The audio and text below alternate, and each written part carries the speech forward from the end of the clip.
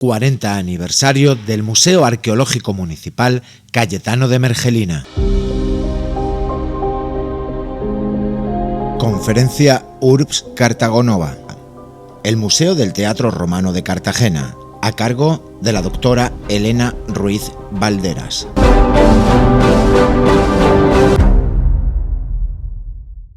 Muchas gracias por asistir a esta nueva conferencia que conforma el programa que hemos elaborado para celebrar el 40 aniversario de la creación del Museo Arqueológico Municipal Cayetano de Mergelina de Yecla. Esta tarde abrimos el bloque de lo que sería el periodo de romanización. Si habéis observado en el programa, hemos ido pasando de la prehistoria a protohistoria y ahora empezaríamos con el ámbito de romanización. Y empezamos con la conferencia titulada Urbs Cartagonova, el Museo del Teatro Romano de Cartagena, y que la conferencia la va a pronunciar la amiga Elena, la doctora Elena Ruiz Valderas, y amiga de hace años. Elena Ruiz Valderas es licenciada en Historia Antigua y Arqueología en el año 1986 y obtuvo el grado de doctora en el año 2000 con la tesis titulada, una tesis que fue referente en su momento para los que entonces estábamos también, pues en ese tránsito de la licenciatura a la dedicación profesional de la arqueología. Como les digo, fue una tesis muy celebrada en su momento que se titulaba Cerámicas campanienses de Cartagonova, el registro histórico arqueológico. Es profesora asociada de la Universidad de Murcia desde 1997 al 2012, directora del Museo Arqueológico Municipal y coordinadora municipal de arqueología en Cartagena desde 2001 al 2007, profesora externa del aula de mayores de la Universidad Politécnica de Cartagena desde el año 2007, gerente de la Fundación Teatro Romano de Cartagena desde el año 2008 y miembro de la Real Academia Alfonso X el Sabio de Murcia. La doctora Ruiz Valderas es un referente en nuestro país en el ámbito de la arqueología clásica y así lo avalan su participación en numerosos congresos y simposios y casi un centenar de publicaciones entre artículos, capítulos de libros y libros sobre la materia. Sin más, les voy a ceder la palabra a Elena, a la doctora Ruiz Valderas, y pues vamos a disfrutar de su conferencia. Muy bien. Bueno, pues muchísimas gracias. Ya simplemente espero que no la líe. Muchísimas gracias al director del Museo de Yecla, Liborio Ruiz, también buen amigo, celebrar con vosotros este 40 aniversario y, como no, pues al ayuntamiento también de Yecla y a todas las instituciones que te ayudan y que participan en este aniversario, ¿no? El encargo que me hizo Liborio es que Urbs Cartagonova, el Teatro Romano de Cartagena, ¿no? De alguna manera, pues lo que voy a hacer es hacer una breve introducción a la ciudad de Cartagonova y para enseguida centrarme en ese elemento tan diferenciador, ese elemento que es el Teatro Romano de Cartagena, y también cómo se encontró y cómo ha sido su puesta en valor y su difusión. Y ya lo dejaré ahí por si ustedes tienen preguntas o lo que sea. Bueno, por centrarnos en esa parte primera, esta ciudad en la antigüedad estaba en una antigua península unida por el continente por un solo punto. Al norte había una laguna, como describen todas las fuentes, y al sur un puerto natural, que es la razón de ser de la ciudad a lo largo de toda su historia. Bien, pues este es el perímetro de la ciudad púnica y de la ciudad romana, del cual además conservamos una descripción maravillosa de Polibio, donde nos sitúa esta colina, la más alta y que se precipita hacia el mar, como la colina donde había un templo a Esculapio, frente a él la colina Ars Adruali, donde decía Polibio que decían que estaba el palacio de Adrual. A continuación estaría Cronos y cerrando por el istmo estas dos cerritos que son Aletes y Vulcano, ¿no? Va citando todos estos cerros. Y precisamente entre estas 5 colinas donde se desarrolla la ciudad y donde en época romana, como ven ustedes, colocan el teatro muy cerca del área portuaria para que en cuanto llegaras a la ciudad te impresionara esa nueva arquitectura, esa arquitectura y digamos, impresionante en cuanto a dimensiones, y por otra, alejado de la laguna, porque, como recordaba Vitruvio, que escribe unos tratados sobre arquitectura romana, y recuerda que para que los teatros se deben de construir alejados de zonas pantanosas, porque es muy divertida la expresión que hace, o a mí me lo parece, porque dicen: los espectadores se sientan en las gradas, se entusiasman con la obra de teatro y pueden enfermar, ¿no? Y entonces había como que alejarlo de la zona de laguna y a su vez también de los vientos dominantes. Aquí en Cartagena el viento dominante viene de levante, y por tanto está como guarecido aquí en la montaña, ¿de acuerdo? Bien, pues como decía, ese teatro romano forma parte de una gran renovación urbana que se hace en la ciudad tras la concesión del estatuto colonial. Es un privilegio que le da Roma, y la ciudad Cartagonova, su título oficial es Colonia Urs, ciudad, Iulia Nova Cartago. ¿Por qué es Iulia? Parece cada vez más claro que entre los conflictos entre Pompeyo y César, es posible que Pompeyo prometiera a la colonia, pero finalmente el general victorioso es César. Y César viene a la ciudad a impartir justicia con Octavio Augusto, curiosamente, y llevan el nombre de Julia en este sentido, porque es el propio Julio el que debe finalmente conceder este estatus de colonia. Pues eso significó toda una renovación de las murallas, en la que se conservan al menos 20 textos en epigrafía que hacen mención a ediles municipales que construyen tantos tramos de muralla, o construyen una torre, o construyen una puerta de la ciudad. Además de eso, se renuevan todos los ejes de cardos y de cumanos, ¿no? Todos estas calzadas se renuevan con unas piedras impresionantes de caliza gris. Se diseña en la zona occidental un área residencial de época romana, donde antes también había un barrio de época romano-republicana, con domus, con casas típicas de ese periodo, que básicamente tenían un atrio central en torno y las habitaciones alrededor, pero ahora ya con la época augustea la moda, incorporan la moda helenística de poner no solo el atrio, sino también un peristilo, que eso trasciende, como bien sabéis, a época imperial, y sobre todo, pues bueno, Adriano Trajano, que además tiene esa vuelta a la mirada del helenismo, ¿no? Y si esto ocurre en este sector, ya en la parte central, pero cercana al puerto, se renueva todo el área del foro y, por supuesto, se construye el teatro y el anfiteatro. El teatro romano de Cartagena se construye a finales, en el último decenio del siglo I a.C., en un momento donde ya está consolidado cómo es el teatro romano. Ustedes deben saber que los teatros en Roma, en el siglo II, cuando se representaban las obras de Plauto, por ejemplo, eran de madera. Era un teatrillo de madera y allí se hacía la obra de teatro. Los romanos empiezan a conocer los teatros en piedra a partir de su expansión hacia el sur, en Sicilia, en la Sicilia griega, en Grecia, etc. Y en Roma se levanta el primer teatro en piedra, el teatro de Pompeyo, con la excusa de hacer un templo a Venus, pero el que verdaderamente impulsa los teatros en la propia ciudad de Roma es el emperador Augusto, que ve en estos edificios un marco arquitectónico perfecto para trasladar sus ideas y también un elemento que significaba un progreso social. Es el paso de la República al Imperio, y él es el primero que hace esta transición. Pues en el año 17 ya se inaugura el Teatro de Marcelo, el primer marido, dedicado al primer marido de su hija Julia, y poco después, en el 17, el Marcelo, y en el 13 el Teatro de Balbo.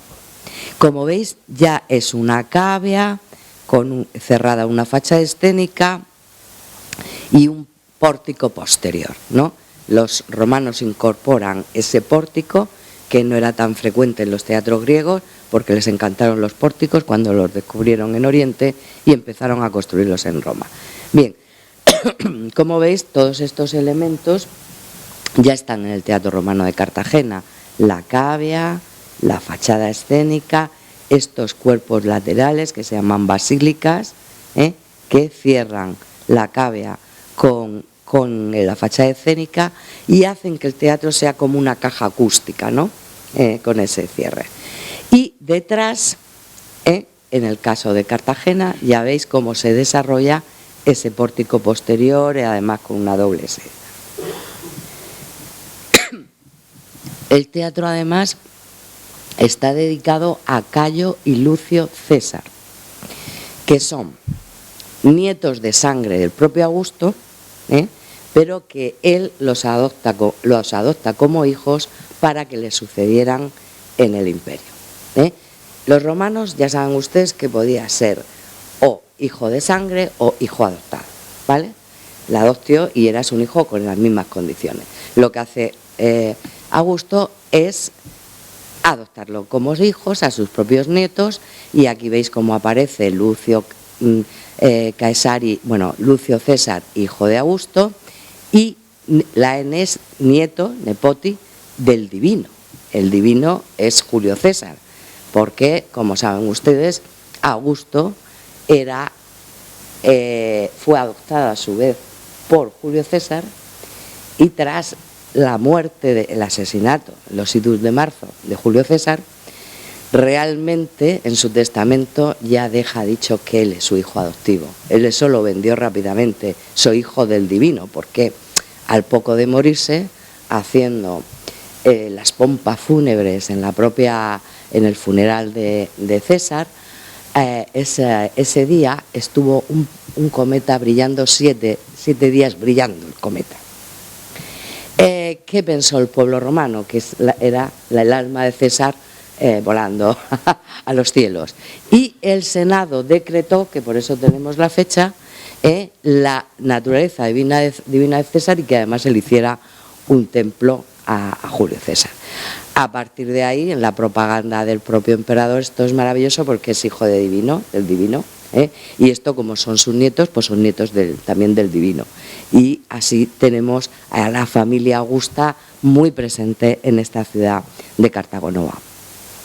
Pues Cayo y Lucio César son estos pequeños niños. Este Lucio, que fijaros en el Arapacis le está tirando de la toga a la madre, o Cayo César, que también lo vemos en ese desfile de toda la familia imperial. Pues estos niños a los que está dedicado el teatro no solo aparecen en los dinteles, sino fíjense en esta inscripción. Esta está dedicada a Cayo César, ¿vale? La F sería hijo de Augusto, siendo pontífice, cónsul designado y principis punto juventutis. ¿Lo veis bien, no? ¿Se ve bien? ¿Sí? Bueno, aparte aquí lo he puesto en negro. Claro, son fechas que nos hacen pensar, son cargos que tienen entre el año 5, el año 1 como mucho antes de Cristo, que si este altar ya estaba hecho, pues el teatro estaba inaugurado, ¿no? Ya les avanzo que por muchos honores que hay en el Teatro Romano de Cartagena a Cayo y Lucio César, la desgracia hizo que estos niños mueren en circunstancias extrañas y no le suceden a Augusto, sino que es Tiberio el que le sucede a Augusto. Pero cuando se construye el Teatro Romano de Cartagena estamos en ese momento de gran ilusión de estos jóvenes príncipes que iban a continuar con el imperio.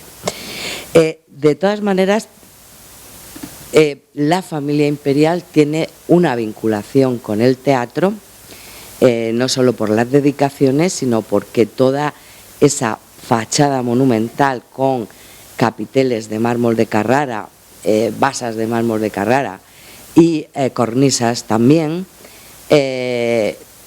pudieron ser un regalo de la familia a la ciudad. ¿Por qué? por varias razones. Uno, porque eran los propietarios de la cantera. Las canteras de Luni, Carrara, eran gestionadas por la propia familia imperial.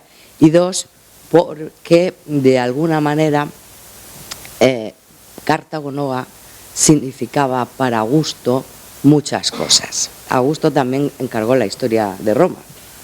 Y está claro que para ellos esta ciudad fue aquella ciudad fundada por Asdrúbal, donde Aníbal partió para Italia, que los tuvo allí a punto de rodeados casi la ciudad de Roma, y fue conquistada por el gran general Escipión, ¿no? Y Julio César le dio el título de colonia.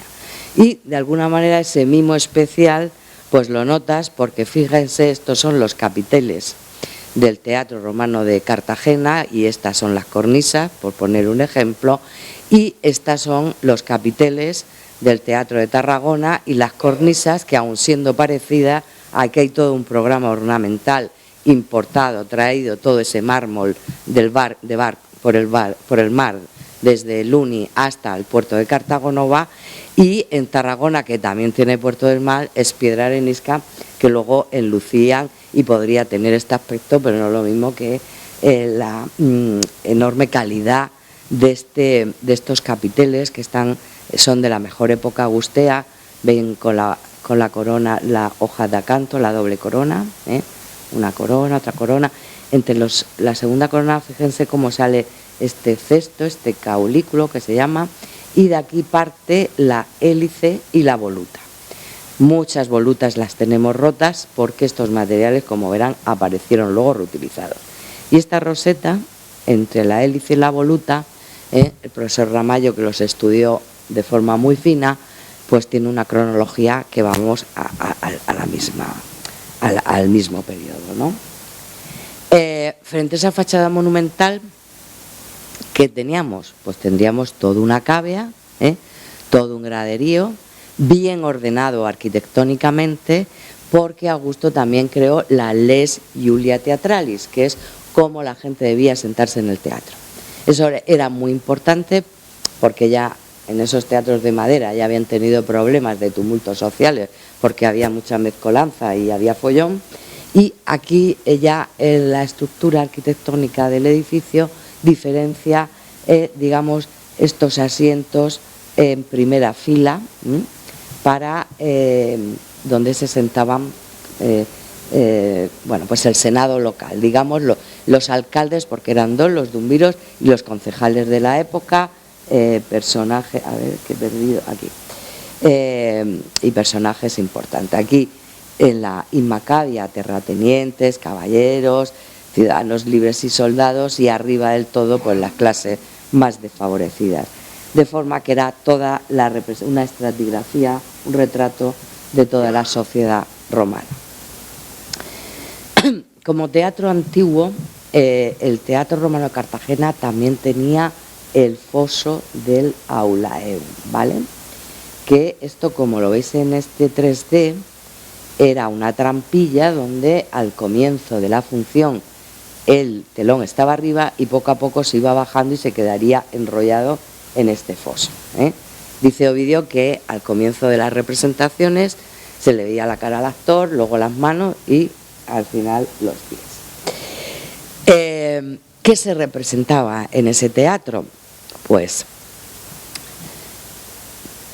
Augusto quería que fueran las tragedias griegas, las comedias de buena calidad y tal, pero realmente lo que al final triunfó en el teatro romano de esta época fue el mimo y la pantomima. Hubo actores muy famosos que ganaron mucho dinero, como Filiades y Batilus. No sabemos si actuaron en nuestro teatro, pero sí sabemos que el gusto derivó a temas más fáciles que la tragedia, la comedia, farsa, etc. Sea como fuera, este edificio en el siglo II tiene un incendio en el que se quemó la tarima, las llamas llegaron hasta el tornavoz, que es este techo, cayó con las vigas del tornavoz de madera, se quemaron también, cayeron las tejas y todo eso nos lo encontramos en el foso de la Tramoya. Tras ese incendio vemos que ahí hicieron lo que pudieron, entre otras cosas porque en el siglo II la ciudad empieza a decaer y no hay el poder adquisitivo de los ediles, que eran los que impulsaron la construcción, se habían venido abajo. Las cosas funcionaban, la capital, ya Tarraco toma mucha fuerza como capital de toda la provincia, y también debemos decir, si hacemos caso a Séneca, que también hay un cierto desgaste en los juegos escénicos. Séneca, que es muy cínico y que también hay que reconocer que no le estrenaron ninguna tragedia de la que se escribió, dice que hay muchas veces que hay más gente encima del escenario que sentada en las gradas, ¿no? Bueno, la verdad, yo me cuesta ver en los 47 metros que tiene la boca escénica del teatro, cabe mucha gente, ¿no? Evidentemente los teatros funcionaban más allá de la puesta en escena para hacer grandes desfiles, etcétera, ¿no? Pero bueno, aquí tenemos en este relieve estupendo, pues tenemos a los actores, tenemos el coro, tenemos a los músicos, es decir, que 40 o 50 se pueden subir, pero aún así para rellenar 47 metros de boca escénica es complejo. ¿Qué le pasó al teatro tras el incendio? Pues ya os he comentado, siglo III o IV es posible que hicieran algo allí, con las gradas, con algo rellenado, como fuera, algo harían, pero la actividad no deja demasiada huella.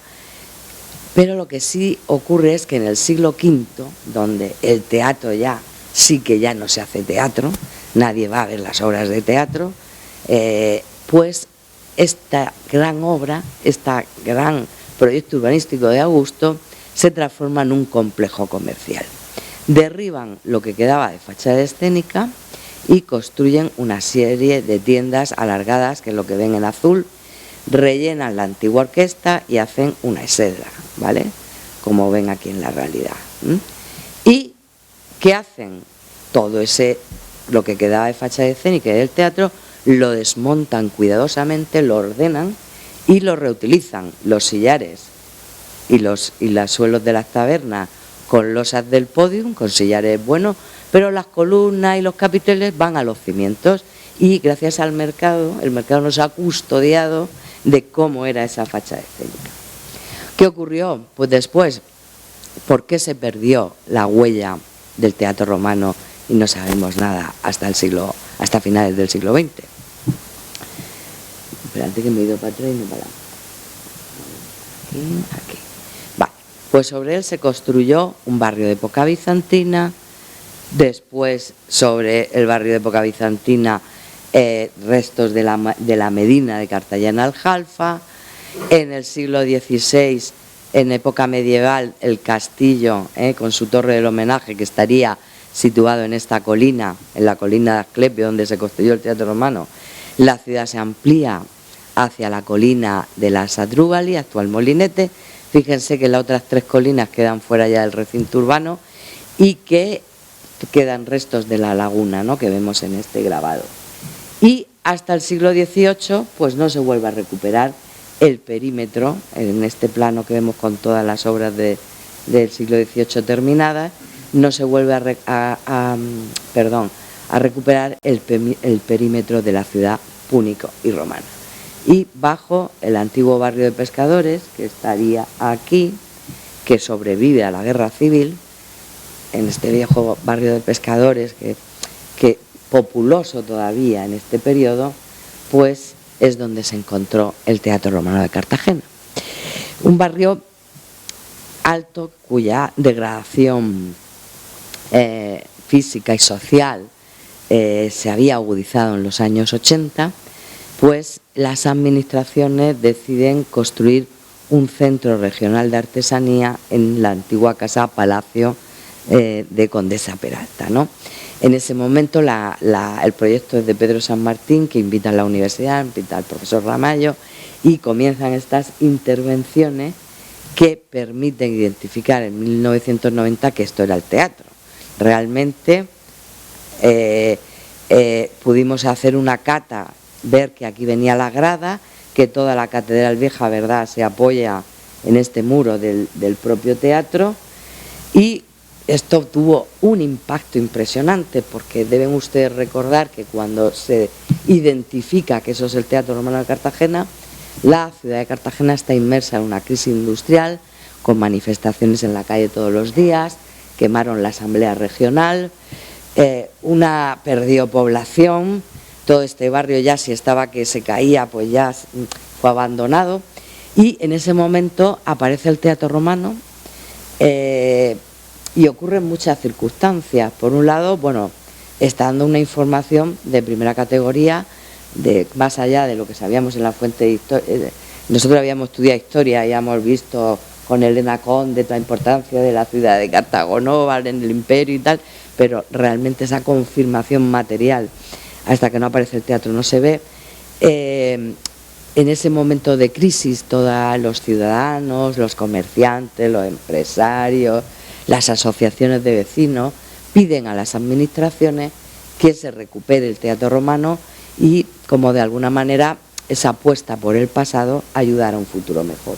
Y verdaderamente, pues en el año 96 ya se firma el primer convenio de colaboración entre Ayuntamiento, Comunidad Autónoma de la Región de Murcia y la Fundación Caja Murcia, con el que arrancamos las intervenciones, el proyecto de excavación, arropados, como saben ustedes, desde el principio, con esos 5.000 festeros de la ciudad. La ciudad en ese momento de crisis tira dos caminos: uno, que queremos recuperar nuestro teatro, y otro, vamos a crear unas fiestas de cartagineses y romanos para mantener activa la ciudad y que tenga vida, ¿no?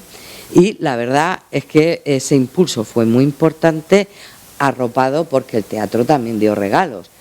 Si firmamos el convenio en julio de 96, en agosto nos estaban saliendo estos dos altares, y en octubre nos salió el altar que nos faltaba, que era el de Júpiter, ¿no? Tenemos ya los emblemas de la tríada de Capitolina: Júpiter, Juno y Minerva, ¿no? Muchos compañeros decían, ¿los habéis puesto ahí para que os den más dinero? No era verdad, estaban ahí, aparecieron en ese momento. Otra línea de trabajo importante era la declaración de Vic del monumento, entre otras cosas porque había medio barrio todavía encima del teatro.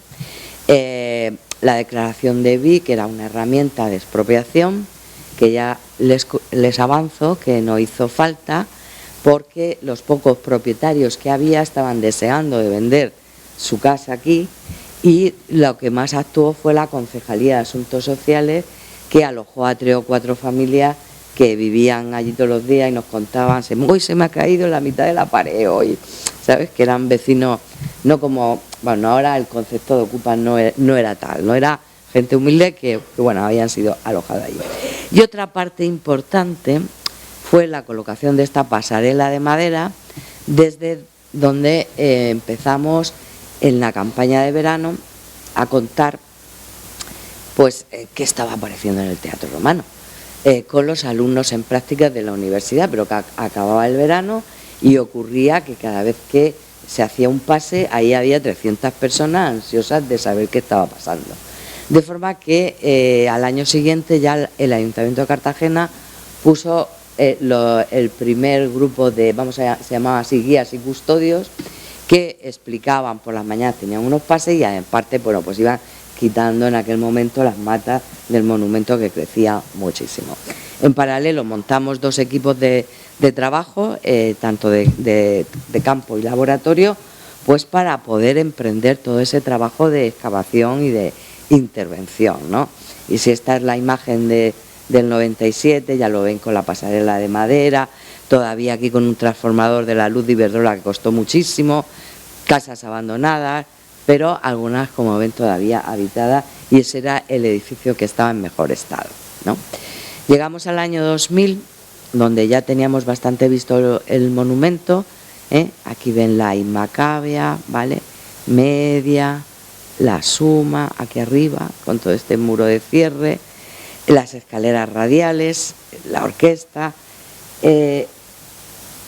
Nos enfrentamos a ese momento difícil de toma de decisiones, ¿no? ¿Qué hacer con el monumento? ¿Cómo se lo devuelves a la sociedad? ¿Cómo le transfieres todo el conocimiento, todo este trabajo de estudio, de investigación, de recuperación? Con una situación, como ven, compleja, porque por una parte la cavia había llegado a nosotros como un elemento muy potente, muy bien conservado. Aquí fíjense que este es el muro de cierre, la suma, media, isma, a una fachada escénica que nos quedaba el cimiento de esa fachada, puesto que todo había sido desmontado para hacer las tabernas del mercado. En la parte posterior, ese mismo cimiento formaba una terraza, en otro cambio de terraza, estaba el pórtico posterior, ¿no? En ese momento, pues bueno, lo que se decidió es crear, que yo os lo he resumido así muy rápido, se creó un documento de trabajo sobre cómo vamos a intervenir el monumento, qué podría ser su uso final, ¿vale? Y por otro lado, qué queríamos contar en el museo. Nosotros queríamos contar de alguna manera toda esa investigación de todas las fases que habían ocultado la existencia del teatro y ya pues centrarnos, por supuesto, en la arquitectura monumental y en el programa. Finalmente, la premisa de actuación fue recuperar el teatro romano para el disfrute del visitante y también como señas de identidad de la Cartagena romana. Los criterios fueron la reversibilidad de los materiales, minimización del impacto visual y, la más importante, el mantenimiento del carácter interdisciplinar de las soluciones. ¿Por qué recalco esto? Porque ustedes deben saber que nos tocó restaurar a principios del siglo XXI con una sentencia en el Teatro de Sagunto que tenían que desmontar todo lo que habían hecho por orden del juez, que finalmente le han perdonado. Le ha salido una sentencia ya que perdonaban esto, pero claro, esto hacía repensar muy mucho cómo íbamos a restaurar el edificio. Era importante esa parte de reversibilidad, que la obra, lo que se hiciera nuevo dentro del teatro, estuviera muy por debajo de la obra antigua, pero lo más importante, como os digo, es ese debate entre arquitectos, restauradores y arqueólogos. Un debate necesario para encontrar las mejores soluciones.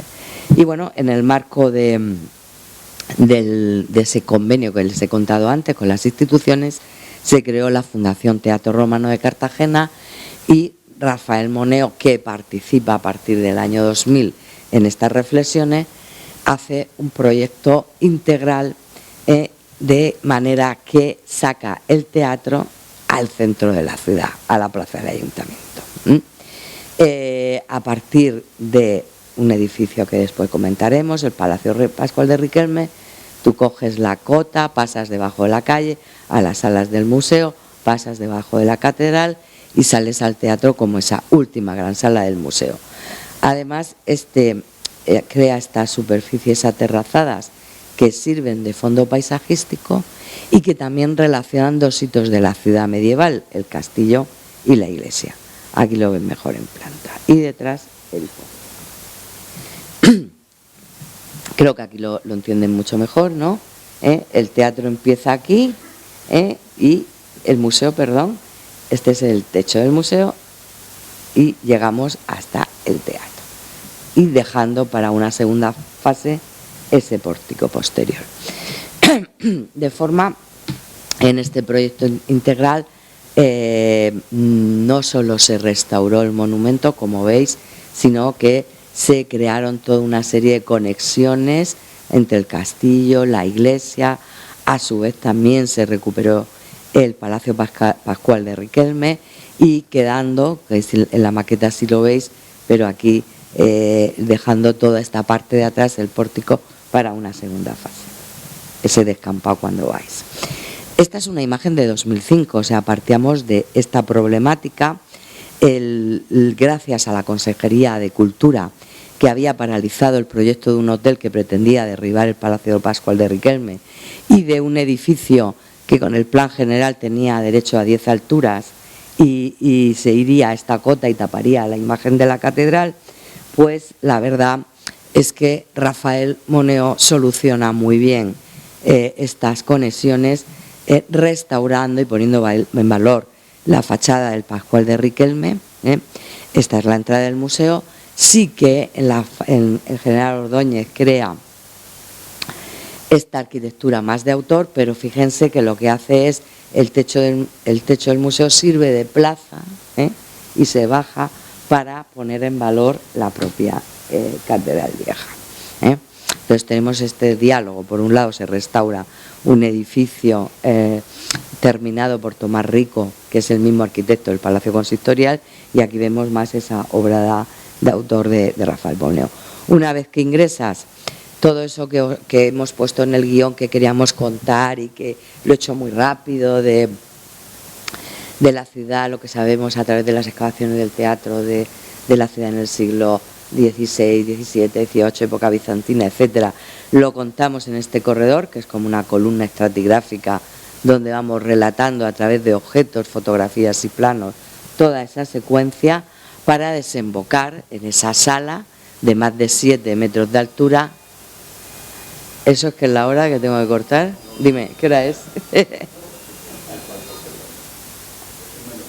Bueno, bien, espérate, bebo agua y acelero. Bueno, pues desemboca en esta sala, como ven, que ha permitido restituir cómo sería la altura de la columna del primer piso, con los capiteles de mármol de Carrara, basas y estos travertinos, estas columnas de travertino de la zona de Mula, que eran seguramente una cantera propiedad de un edil de Cartagena, que también ayuda a la financiación del teatro. Y frente a todo este material regalo del propio Augusto, que preside la sala, preside su arquitectura, tendríamos los capiteles del pórtico, que son de arenisca, ¿no? Es una arenisca local, pero donde los artesanos locales ya han visto cómo es el capitel corintio y lo están copiando perfectamente. Bueno, a través de interactivos, maquetas, etcétera, pues digamos que el museo tiene una parte más visual, más de contemplación de piezas, y otra más didáctica, donde se ha volcado a la didáctica, a través de los interactivos, cómo funcionaba la grúa de pisar, cómo se levantaría esa fachada escénica, ¿no? Que la gente muchas veces se lo plantea. Y de ahí llegamos a sala 2, donde hemos querido contar precisamente lo que hemos hablado antes, ¿no? Que para Augusto el teatro, más allá de la puesta en escena, era un elemento de propaganda política y religiosa, porque claro, esa capacidad de, imagínense ustedes, 7.000 espectadores, y en la proyección que puede tener un teatro, le puedes contar, como no había cine, muchas cosas desde el escenario. Para empezar, que hay una continuidad en el imperio, a través de estos dinteles que antes hemos hablado de Cayo Lucio César, esa nueva arquitectura y, por supuesto, el panteón oficial con los emblemas de Júpiter, Juno y Minerva, ¿no?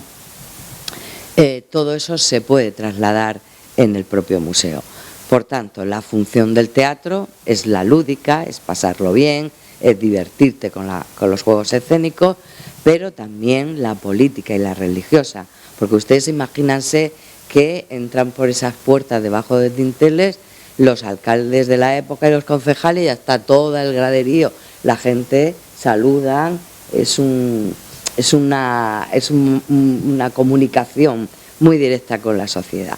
Y la política, porque se harían desfiles militares, se pagaban los juegos escénicos, los ediles podían pagar los juegos escénicos y tendrían ahí una buena conexión.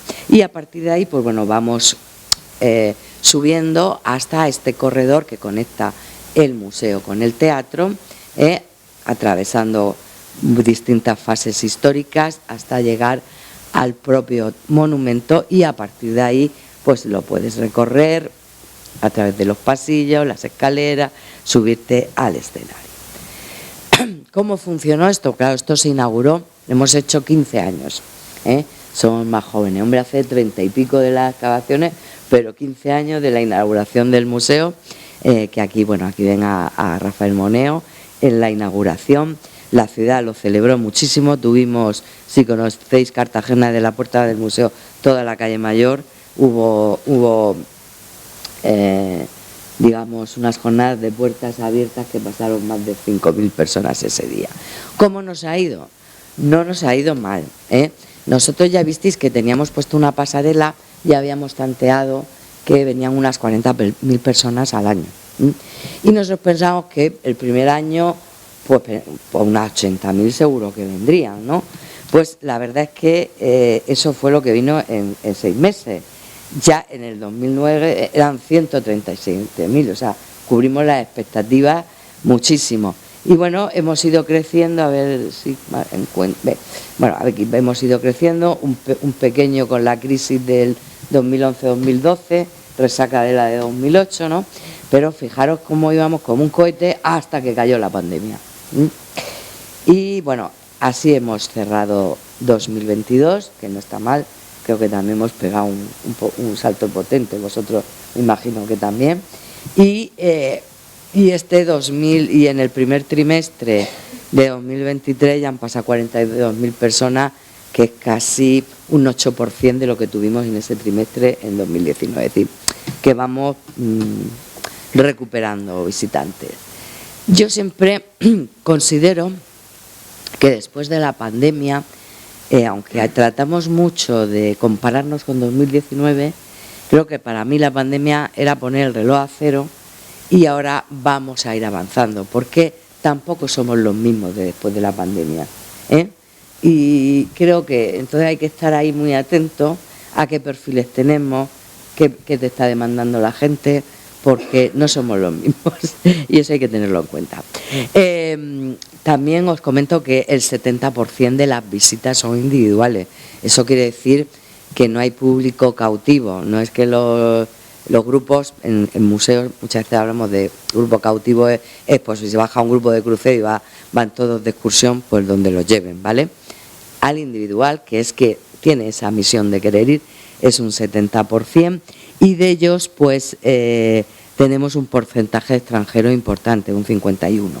Todos estos visitantes generan unos recursos económicos con sus tasas de entrada que permiten esa gestión, que llegamos pues a un 80% de ingresos propios a través de esas tasas de entrada y tienda, 18 de fondos públicos y 2 de fundaciones. ¿Y dónde va todos estos ingresos? Pues a cubrir pues todo el mantenimiento, limpieza, seguridad, personal, difusión cultural, son las partidas más pequeñas, porque claro, es que conservamos un monumento de 5.000 metros cuadrados, un edificio de 3.500 metros cuadrados y unos almacenes de 1.000 y pico, ¿no? Y todo esto además de luz, agua, mantenimiento continuo que hay que hacer, y esa es una de nuestras patas importantes. La otra pata es la investigación. 30 años de excavación dan muchísima información y mucho material. Tenemos una sala donde están todos los archivadores de los que sean arqueólogos de la sala, fichas de unidades estratigráficas, inventario, dibujo, planimetría.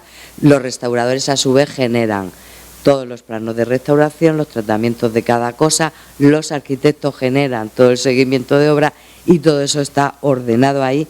Y les digo de verdad que vienen investigadores de todo, vienen arquitectos también a investigar el proyecto de Rafael Moneo, vienen gente de museos a investigar temas de museología, o gente de estudios de público que también nos piden estadísticas. Tenemos un salón de actos como aquí, que esto da mucha vida, Liborio, porque os permite encontraros para reuniones, congresos, etcétera. Y tenemos una biblioteca que, bueno, es diseño de Rafael Moneo, los muebles y todo, pero que teníamos las estanterías vacías hace 15 años, y gracias pues al trabajo de intercambio, también de pequeña producción editorial, en el sentido que tenemos catálogos, tenemos ediciones de congresos, guías didácticas, 2 series que hemos creado, una de arqueología y otra de cultura clásica. Pues esto nos va permitiendo disponer de más de 9.000 volúmenes. Otra pata de nuestro trabajo, pues la difusión cultural y educativa, teniendo muy claro que el visitante es nuestro objetivo, ¿no? Las exposiciones temporales nos permiten atraer nuevos públicos, dinamizar el museo, y muchísimas veces contamos con total colaboración y complicidad con los artistas, ¿no?, que nos acompañan a hacer actividades y demás. O una pequeña sala que tenemos más social para montar una exposición de fotografía, de cartagineses y romanos, o de paneles de un congreso, que siempre necesitas colocar en los pósters. En cuanto a la parte educativa, trabajamos con el Centro de Profesores de Cartagena para elaborar material didáctico tanto de Cartagonova como del propio teatro, y a partir de ahí se generaron unos talleres que tenemos en castellano, inglés y francés, porque son elementos, son recursos que utilizan los profesores. Tenemos todo el material colgado en internet, se puede preparar en clase, puedes venir, no puedes venir. Si vienes podemos hacer muchos talleres. Hay muchos institutos y colegios bilingües en la región y muchas veces nos solicitan estos talleres en idioma porque a ellos también les sirve de refuerzo. Y otro pata que tenemos es las acciones para fomentar la visita en familia. O más bien yo le diría que es una respuesta del museo a una realidad que vimos desde el principio. Ustedes saben que nuestra costa no es Benidorm, no es Torremolinos, ¿verdad?, sino que tenemos como unos veraneantes que son muy familiares, vienen casi siempre en familia. Bueno, ahora también viene mucha gente en pareja, ojo.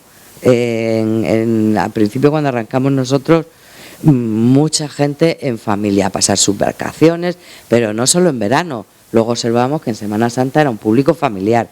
Todos los puentes son públicos familiares, aunque a veces sea una pareja, son familia o matrimonio, con hijos o sin hijos.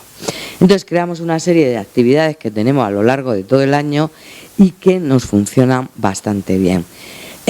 Y además todas estas actividades, muchas de ellas las hacemos transversales con otros yacimientos de la ciudad, puesto que trabajamos en red con Cartagena Puerto de Culturas, con la cual tenemos un convenio para la promoción turística, que parece poco romántico, pero que es fundamental para que un producto cultural, de turismo cultural, funcione. Esto nos permite tener abonos conjuntos, trabajar en red, poder ofertar visitas que no todo se centre en el Teatro Romano, sino que podamos enseñar más cosas de la ciudad. Y además con ellos trabajamos todo el personal de atención al público y de guías. Sabéis que el proyecto Cartagena Puerto de Culturas, Liborio lo conoce muy bien, va más allá de una marca. La ciudad tenía un potencial, se puso en valor y se creó un producto. Esto, que inicialmente iba a ayudar iba pensado para el teatro, era imposible porque eran unos fondos FEDER que había que gestionarlo en 4 años y el teatro le faltaba por lo menos 8 o 9 para terminar de inaugurarlo, ¿no? Con lo cual se aprovechó para poner en valor pequeñas cosas que se habían ido excavando a lo largo de los años 80 y 90 y darle una cierta unidad. Y esa unidad permite hacer un relato de toda la ciudad. Un relato de toda la ciudad. Por ejemplo, para explicar la parte más antigua de la ciudad estaría el centro de interpretación de la muralla púnica, que nos habla de la ciudad cartaginesa, esa construcción de una muralla de enormes sillares, que la conocíamos muy bien por las fuentes de Polibio, siempre hablaba de lo que costó asaltar la ciudad, que trepaban y se caían. Claro, hasta que te aparece la muralla, pues era como que a ver si consigo que me dé ahí aquí el ratón. Continuando por la ciudad romana, donde puedes visitar la Casa de la Fortuna, un templo de culto imperial como el Augusteum, las termas, el barrio del Foro y el propio Foro, que ahora se puede visitar. De la parte medieval, en el castillo, en la Torre del Homenaje, con su visita tú te haces una idea de ese elemento. Todo el sistema defensivo, antes os he puesto un plano de la ciudad del 18, ¿no? Que fue sede del Departamento Militar del Mediterráneo y que defendía toda España desde esta sede, ¿no? Y ese arsenal estaba protegido y todo el puerto por una serie de baterías de costa, que se consiguió poner en valor la batería de Navidad, pero también se cuenta la historia más reciente en los refugios de la Guerra Civil, porque como sede del Departamento Militar del Gobierno de España, pues tuvo 100 y pico bombardeos porque se quedó en el bando de la República. Y también se construyó un barco y para dar una vuelta por la bahía y un autobús. Entonces trabajamos en red y así el que llega a la ciudad no se pierde, puede ir a cualquiera de nuestros centros, sacar un abono para todo o una de las miles rutas que proponemos. Ahora tenemos una de la huella de Cleopatra Selene en Cartagena o Caminos de Roma, pues enseñando todas las calzadas que hay conservadas. Otra pata que tenemos, ya estoy acabando, es el Museo Online Nuevas Tecnologías, ir viendo sin volvernos locos, porque ir aplicando las nuevas tecnologías.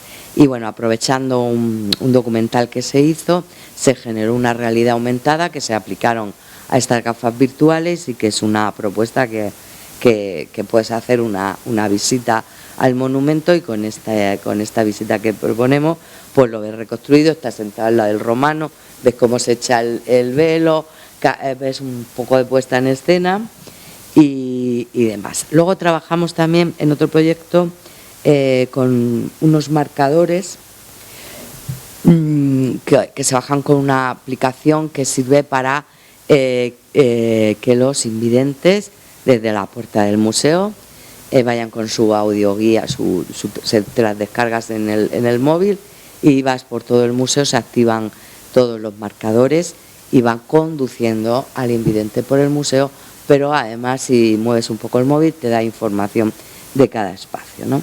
Esto fue una experiencia muy bonita. También tenemos unas audioguías Manos Libres, que se llama, cuya narrativa funciona a través de una antena y conforme pasas a la sala, la propia audioguía se activa y te va haciendo el relato y la explicación.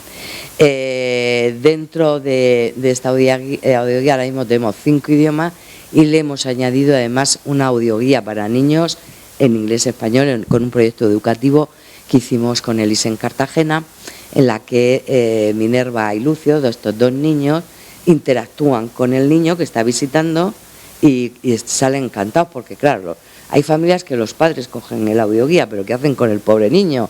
Ya lo conocemos, los niños cuando vienen al colegio se portan fenomenal, como vengan con los padres salen corriendo por todo el museo, ¿no? Entonces, bueno, con esta audioguía, pues al final el crío habla con los niños, está hecho de una manera que él pueda interactuar y lo visita. Y también, bueno, hicimos un tour. Bueno, eso que era en audioguía, luego lo pasamos a vídeo, y lo tenemos porque en la pandemia nos agobiamos muchísimo con los niños.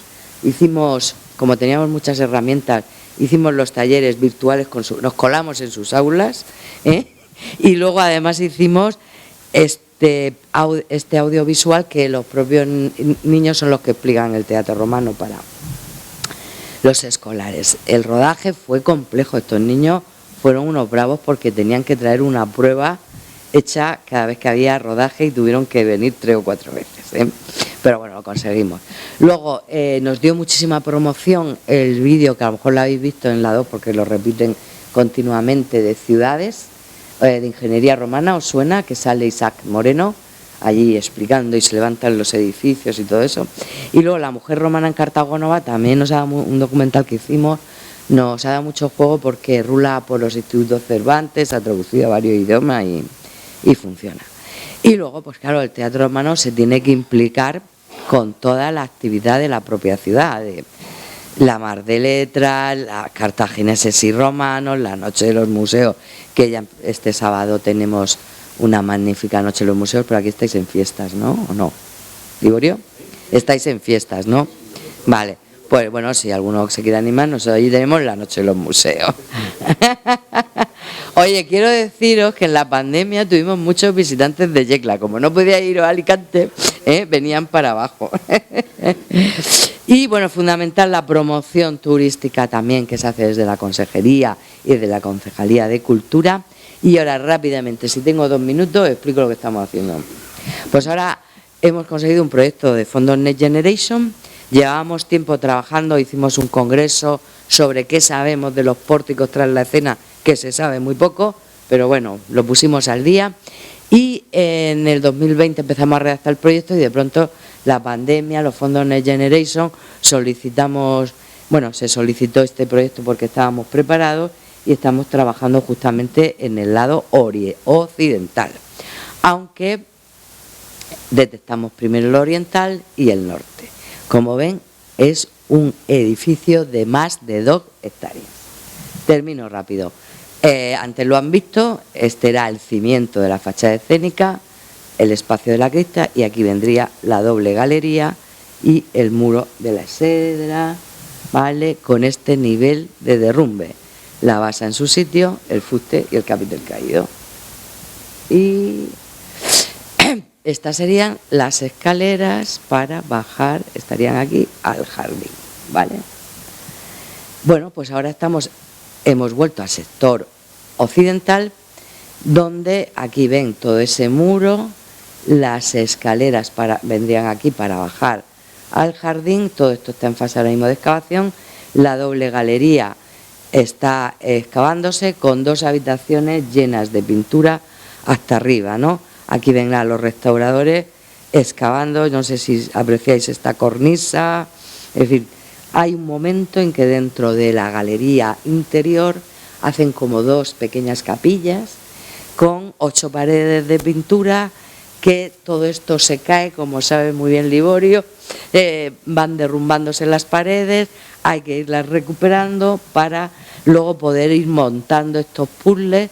No sé si veis aquí la guirnalda, aquí ya tenemos a Marte con la lanza, está aquí con el escudo, que lo hemos conseguido casar. Aquí está Alicia y Gonzalo, 2 investigadores que nos están ayudando con todo el montaje, con los restauradores, y nos acaba de aparecer pues de esta Venus, Fortuna, todavía no lo sabemos, pero volvemos a esos personajes que van en una arquitectura ficticia que coronaría la sala. Digamos, esta es la pared media, con unos paneles rojos y una guirnalda que tenemos en medio verde, y arriba iría esa arquitectura ficticia que le pongo en la exedra de la casa de los Betty para que se hagan una idea de qué estamos hablando, ¿no? Tenemos muchos fragmentos de los paneles rojos, de los interpaneles, funciona algo así, y aquí arriba vendría toda esa arquitectura ficticia. Esto que en los Betty está robado, donde tenemos nosotros a Marte, ¿eh? Y esto voy a ir rápido, porque no les voy a contar qué se hace desde un museo, porque como Liborio lo hace muy bien, tenemos que trabajar para todos, para la comunidad local, la primera, para las familias, para los escolares, para las asociaciones, los investigadores, las agencias de viaje. Es fundamental trabajar para todo ello. Fíjense que además esto, pues es verdad que trabajamos con la familia o con los mayores. En los cruceros, desde que la ciudad empieza a ponerse en valor con Proyectito de Cartagena Puerto de Cultura, empiezan a venir los cruceros, y cuando se inaugura el teatro, a mejor oferta, más están llegando. Estamos en un punto bueno, más tampoco queremos, ¿vale? Estamos bien así.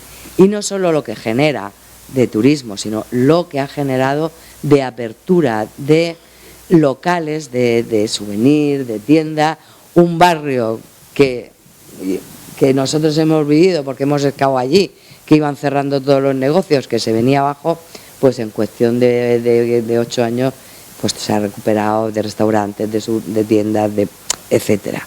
De forma que podemos decir que hoy en día el teatro vienen viajeros de todas y gente de todas las edades, de todos los países, y de alguna manera es un elemento que le ha aportado mucho valor a la ciudad, que le ayudó a soportar la otra crisis y esta pues también vemos cómo se va recuperando todo, y que es un emblema de una ciudad mediterránea. Muchas gracias.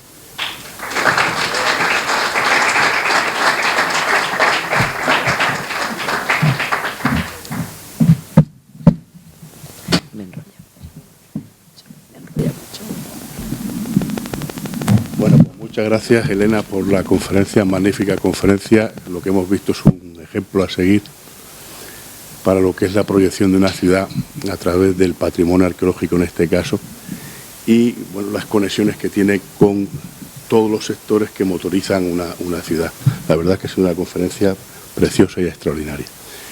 Sobre todo el trabajo que estáis haciendo en Cartagena, que es un poco el referente a que todos nos asumamos, porque el buen trabajo que se ha hecho allí es perfectamente aplicable en otras zonas de la región y de España. Si tenéis alguna pregunta que hacer, estáis a tiempo de hacerla.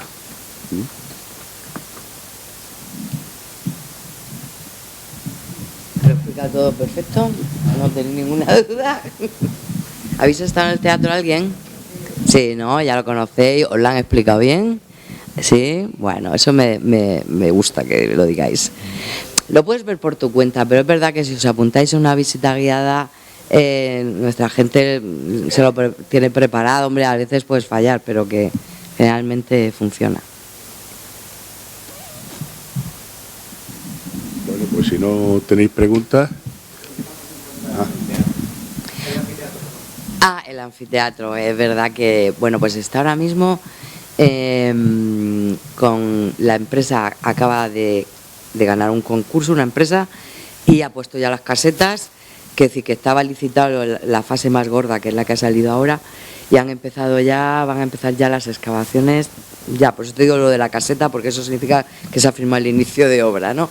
Y de aquí a final de año el plan es que se pueda ver más de un tercio del anfiteatro, que como sabéis está en parte oculto por la Plaza de Toros, y que ha sido un tema, un proyecto complejo, pero que ya está bastante encarrilado.